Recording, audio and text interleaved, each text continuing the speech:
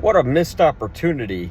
Him is not written or directed by Jordan Peele, although the ads in the movie will fool you into thinking it is. It certainly did with me until I showed up to the screening and the critic I was talking to told me it wasn't done by him, and then I looked at the poster, like the giant one on the screen. I went, oh shit, you're right, it is. This movie's blatantly obvious in its metaphors. It's supposed to be about toxic masculinity, the cost of fame, and basically how we take multicultural athletes and we raise them to a certain standard just to mentally and physically torture them. The movie has the subtlety of a sledgehammer hitting you across the head. When you see the beginning of the film, that like within the first few minutes, there's like this weird sort of like fantasy that the main character Cameron Cade, played by I think his name is Tyreek Withers, has. And immediately I just go, oh crap, we're going into slasher film territory. And the movie does play a lot like a slasher film.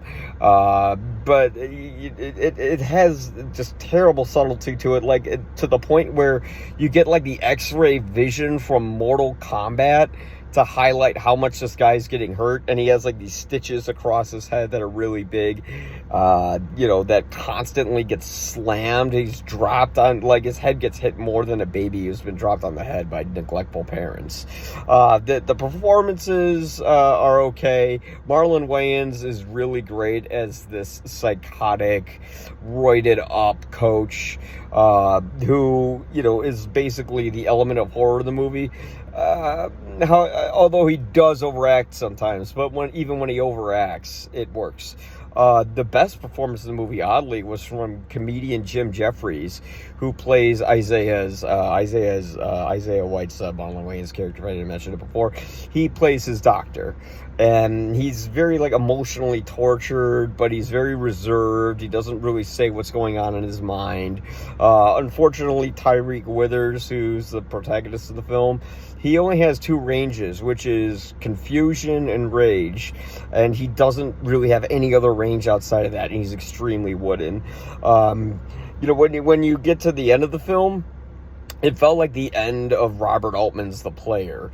It was like the moment when Bruce Willis comes in and saves Julia Roberts from a public execution. Everything that the film is saying and does say in the moment, where it's basically like they're going after the white guys who groom and raise these athletes up, like it's basically a big middle finger to them, but it does not work. It's ridiculous and eye-rolling.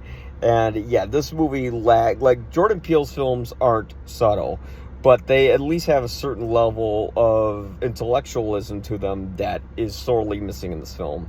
So yeah, not a good movie. Not a good sign when they show you the movie like a day before it comes out and you gotta quickly write up a review. Sometimes they are good movies and they do that, but in this case, no. This was like this was a bad sign. I'm trying to think of the name with Jared Leto where he plays the vampire. Like they did the same kind of stuff there. So yep, gave it 2 stars on my website. The full written review is at ypareviews.com.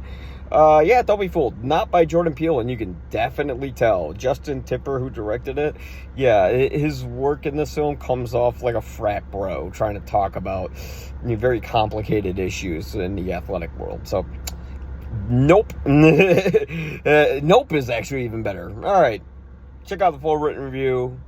Hopefully, you agree with me, and if you don't, let me know respectfully why. Goodbye.